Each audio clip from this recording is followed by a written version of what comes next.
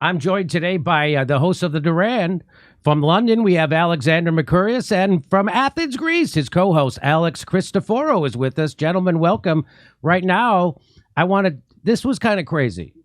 So here, this is the, what is her name? Her name is Annalena Baerbock, is the German politician of the Alliance 90, the Green Party, serving as Germany's Minister for Foreign Affairs since 2021. She was the Alliance 90, the Greens Party's candidate for Chancellor in the 21 federal election, making her the first such candidate for the Greens. After the election, the Greens joined a coalition led by the Social Democratic Party's Olaf Scholz, and Baerbock was sworn in as Germany's first female foreign minister on the 8th of December 2021. And why is that? Well, listen to this. But if I give the promise to people in Ukraine, we stand with you as long as you need us, then I want to deliver, no matter what my German voters think, but I want to deliver to the people of Ukraine. And this is why, for me, it's important to be always very frank and clear.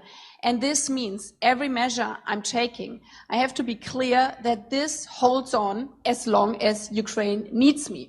We are facing now a winter time where we will be challenged as democratic politicians.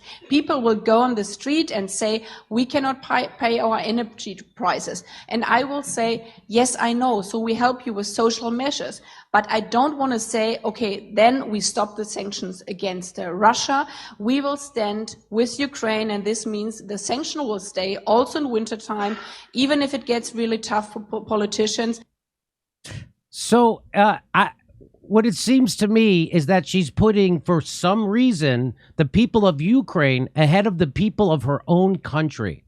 Now, that smells like corruption to me, and that smells like she's in the pocket of the military-industrial complex, the international security state. I don't know what the F is going on, but that's not how a politician is supposed to act unless they're corrupt. Go. What do you want to say? Why would she say that out loud? Well, I don't know why she would say that out loud. I don't care what the voters think. I don't care what the voters think. That? But here's one wonders who she's working for. She was elected by Germans and she's paid with their taxes, yet she's doing nothing for Germans. On the contrary, she's sinking them. And she's also making Ukrainians' life more miserable by not seeking a diplomatic resolution of the conflict. She's not going, yeah, we need to get a diplomatic resolution right now, yesterday. She's like, I don't care if this goes all win. It's weird that they're doing that. So let me bring in the gentleman from the Duran.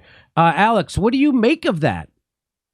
Well, I mean, what she's saying is no different than what all the EU leaders have been saying, Jimmy, from Joseph Borrell, who's the foreign minister of the European Union, Stoltenberg of NATO, Liz Truss, Boris Johnson, Annalena Baerbock.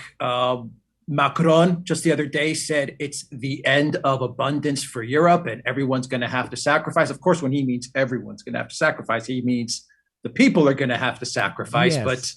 but not them. She's been Annalena Baerbock and Robert Habeck, who are Green Party members and they're part of the government.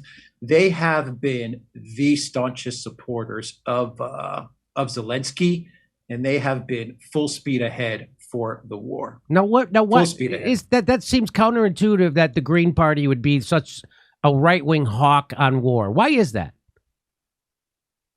Somewhere along the way, Jimmy, the Green Party, while it started with good intentions,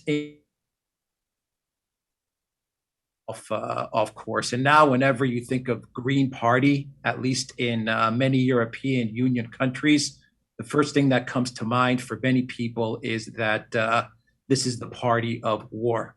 These are kind of they are the new neoliberals. And they've bought into the neoliberal model, and the neoliberal model, of course, one of the major components in the neoliberal model is supporting the war machine, as well as supporting the corporate takeover of government. Why are people in Europe putting up with this shit? Well, they mask a lot of it with the climate change policy. So the Green Party, they'll present themselves as a climate change party, and a lot of people are drawn to that.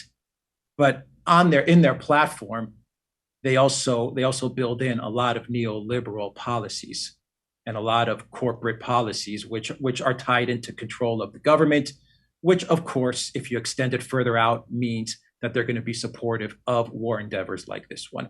And Annalena Baerbock, Robert Habeck, who's her partner, and he's the vice chancellor, and I believe chancellor and the economic minister, as well as a Green Party member, they have been the two people in Europe who have been pushing to extend the war in Ukraine for months now. So I know why politicians in the United States do things like that. It's because they're bought and paid for by the military-industrial complex.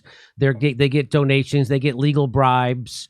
They get their own. Their loyalty is to their party. Their party is in the pocket of the military-industrial complex and Wall Street. And so I get why. So is that same thing happening in Europe? Oh yeah, absolutely, okay. Absolutely. There's you know what. When the United States was giving money to Ukraine over the past 8 years, which it was giving a lot of money to Ukraine over 8 years, it's just that a lot of people didn't know about it. I mean, this was an easy money-making business.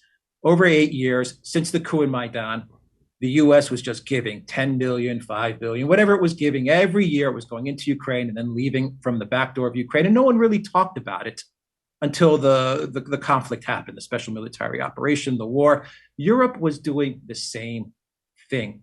I remember, Jimmy, when I was in Cyprus at the time, and they shut down the banks. They took all the people's money and they did a bail-in and they shut down the banks. Then we went into EU austerity and all these things. We needed 10 billion euros to bail us out. And then the people wouldn't have had their money confiscated. I'm talking people were obliterated in the matter of one evening. 6 months later, the EU gave Ukraine 20 billion. The EU wouldn't give Cyprus 10 billion.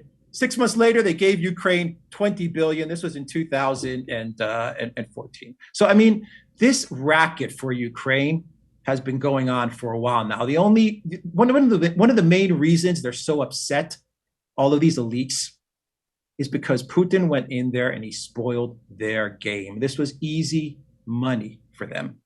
Whether it's the IMF, the EU, the United States, everyone was making money off of this country. Everyone. You mean they're using it like a money laundering kind of a thing? Whether it was Hunter Biden and Burisma, whether it was giving loans via the IMF, well, I mean, everyone had something going on there. Okay, and I mean, I've heard stories of Ukrainian politicians with suitcases full of millions and millions of dollars, right? I don't know how accurate that is. Is that accurate about the Ukrainian politicians leaving with suitcases full of cash? There's a lot of stories going around. It wouldn't surprise me. I mean, you're talking about the most corrupt or second most corrupt country in Europe. So, you know, these stories, some of them are rumors, some are most likely real. Come see us do stand-up comedy in Spokane, Tacoma, Virginia Beach, Richmond, Arlington, San Jose, Miami, West Palm Beach. Go to jimmydorecomedy.com for a link for all tickets and become a premium member while you're there.